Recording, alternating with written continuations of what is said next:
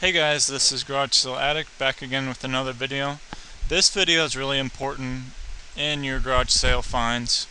This is the top 5 things you need to do when you're at a garage sale, when you're looking, and when you're negotiating a price at those sales. So starting with number 1, we have make conversation and find similarities between you and the seller. So if you're out there at a garage sale and you see a pretty nice car out there and it's the owner of the houses, you say, I really like that car. What year is it? When did you get it? Ask questions about it, and they'll really like the conversation.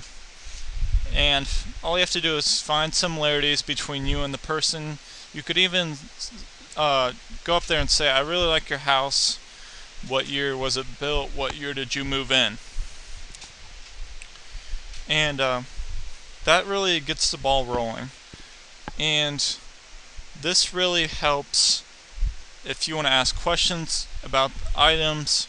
Say, I'm really into game systems. I like buying game systems.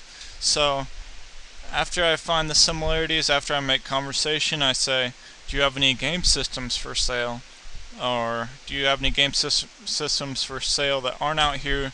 Or do you know anybody that has any game systems for sale? And that they really feel more obligated to tell you about those after you make conversations, after you make similarities or find similarities between you and the seller. So they really want to tell you about those things after you do this.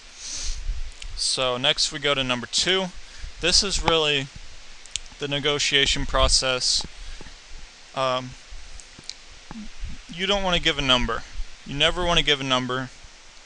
So let's say you're meeting someone for a car that you want to buy, and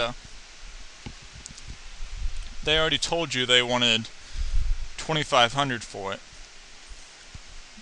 $2,500. So when you meet them, you start talking, you start interacting, and then you ask how much they would take for the car.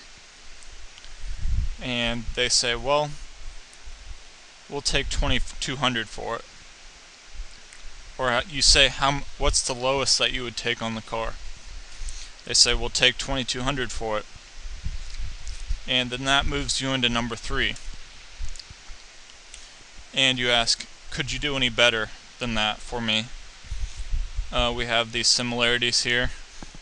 That's not what you want to say, but that's what you want them to think. I really like this guy. Maybe I could give him a better deal. So they just gave you the number 2,200, and maybe they'll go to 2,000. I could do 2,000 for you, but that's really the lowest I can go. That might be what they would say. So now they're down to 2,000 from the 2,500. You just moved in down $500 just by those 2 questions, and then you move to number 4 and say, I'll do this amount. Is that okay with you? Do you think that's fair? You say, I'll do 1,800. Is that fair? Do you think that's okay? And they might say yes, they might say no. But if they say no, they'll shoot you back with another number. They might take 1,900 for it if they're pretty negotiable, or they might go back to the 2,000. And that's the bottom line, is the 2,000 if they go back to that. So it doesn't hurt asking another question if they'll go lower. They might be negotiable, they might come down the extra 100 or 200, but you never know unless you ask. And once you make that deal, it moves you to number 5. Do you know anyone else that has this item or whatever you're looking for? So for me, I would ask, do you know anyone that has any video game systems for sale, any video games? Or do you know if there are any garage sales going on around this area do you know any neighbors that are having garage sales? Could you point me in that direction? Or for the example's sake, do you know anyone else that has any vehicles for sale that you think I would be interested in? And maybe you don't want to ask that question if you just made the deal on that vehicle and you're just trying to resell it. But if you didn't, maybe this is the question to ask. Maybe they know someone that is more negotiable, is more willing to make a deal for a vehicle that maybe they think is a good deal, but the person hasn't been able to sell it. So maybe you can just step up and make that deal, turn a huge profit on that vehicle. So these are the top 5 things that you need to do when negotiating and when you're at garage sales. So if you like these tips, go ahead and like the video, and make sure you subscribe to keep up with my other videos.